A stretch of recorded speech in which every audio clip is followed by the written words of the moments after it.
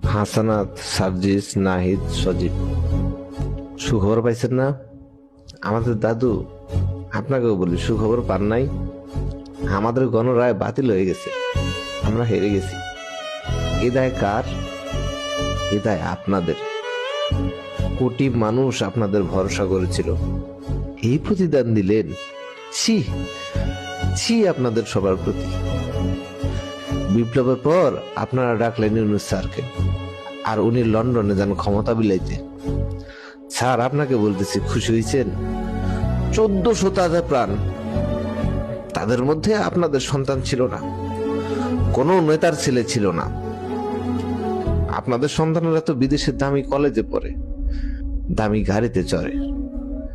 তারা দেশে ফিরে বাফুফে নিবে, বিসিবি নিবে, আর গরিব কৃষক মেহমানত মানুষের ঘরে ঘরে হাজার হাজার পঙ্গু করে আছে।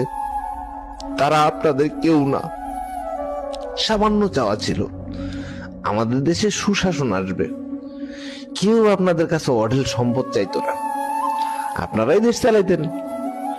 আজকে আল্লাহর দরবারে অভিশাপ দিতে পারবো না, আল্লাহ আগেই বলে দিচ্ছেন। সূরা রাত আয়াত 11-তে বলছেন, আল্লাহ সেই জাতির ভাগ্য পরিবর্তন করে না যে জাতি নিজের ভাগ্য উন্নয়নের সচেষ্ট নয়। উনি এটাও বলছেন, অন্যায় যে করে আর অন্যায় যে সহে, দুজনেই সমান অপরাধী।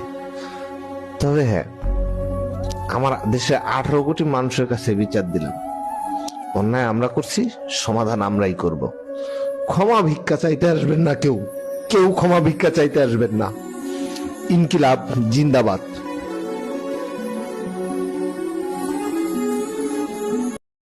হাসানাত, সার্জি।